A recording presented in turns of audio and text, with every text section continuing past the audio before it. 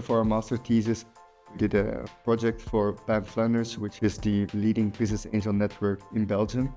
They connect early stage ventures and startups with capital, mostly private persons try to invest their capital into these promising ventures. The scope of the module project is the following. So we will actually try to investigate what the return is of a business angel investment. We will do this by looking into specific factors of the business angels, and then we will determine the internal rate of return on these business angel investments. They lack insight into these investments because a lot of investments happen within Ban Flanders, but they don't get insight into what they are ending up receiving from returns or if failing. Therefore, we conducted this master project. We used interviews as our methodology. This is mainly because we want to have personal contact with the business angels, as they had to share some financial data which not everyone is very likely to share. In total, we interviewed 36 business angels. I think we contacted about 162, so the response rate is around 20%, which is actually quite high because if you look into previous studies, the response rate is only like 10%. So I think we achieved quite a high response rate. We wanted to talk to them personal. We reached out to them through email, but also by phone, and I think that is something that really helped us during our research. These results have a great impact. Not only do they have a good idea now of their own investment performance in their network, they can use it especially to attract new angels, I would say, because one of the main questions Ban Flanders gets when they are trying to attract these angels is, okay, if I invest into some startups at your network, what is the probability of this being a successful investment? Or if it's a successful investment, what's the multiple I could expect on this investment? So, of course, it's not a perfect science. Startup investing is still a very difficult to study matter, but it gives them an idea of their own performance. I think they will use it a lot. And not only attracting new investors, I think also influencing the decisions made by the current members to make more informed decisions and have a greater probability to succeed with their investments. One of the main findings was about the wise money that Ban Flanders actually adverts, as they don't say that business angels only give money, but they also give guidance, sector-specific knowledge, and also like active involvement. They try to guide the founders of the startups actually through the next phase and scale them up.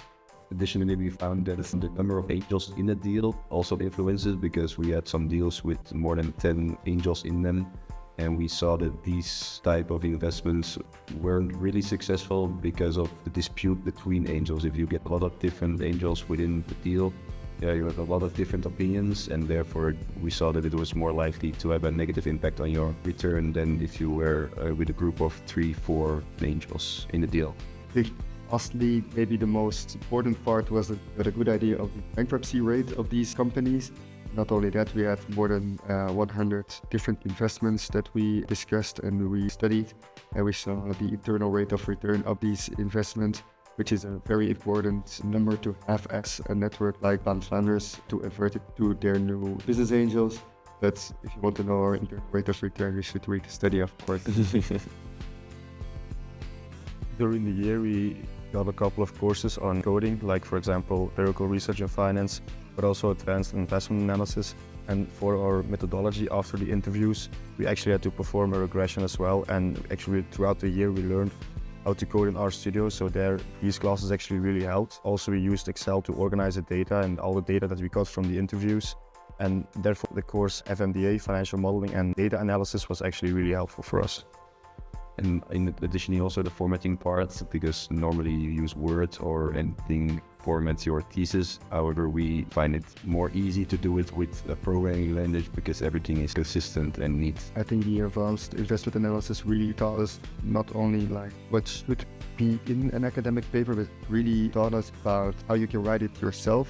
So in that way, we had a real academic paper to write now, rather than just having an idea.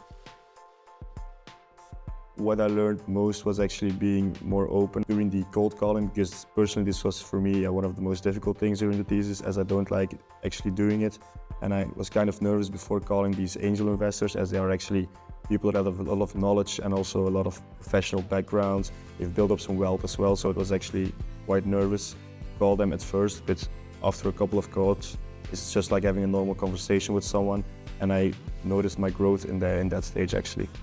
I also think that a lot of us were a bit scared, or we were a bit nervous about meeting these people because they're big names, a lot of like former CEOs of big companies we interviewed, for example. So it put some pressure on you, but in the end, you felt like, oh, these people are really approachable and they also appreciated us for doing this research. So I think we're nervous for nothing. AMS gave us a freedom for a thesis to go look outside of the walls of AMS. We did an academic thesis last year at our master at different universities, of course. But we wanted to do something more practical this year. We want to do something we can really learn some real world experience from. But I think in general, we wanted to help Ban Flanders. They said a lot of other universities have tried similar kind of project and it never worked out. And I think our social skills and our academic skills that we learned here at AMS really put us three like a solid cocktail of social skills, but also some programming, academic skills. Put it all together. I think that's the real power of our team. Yeah, actually.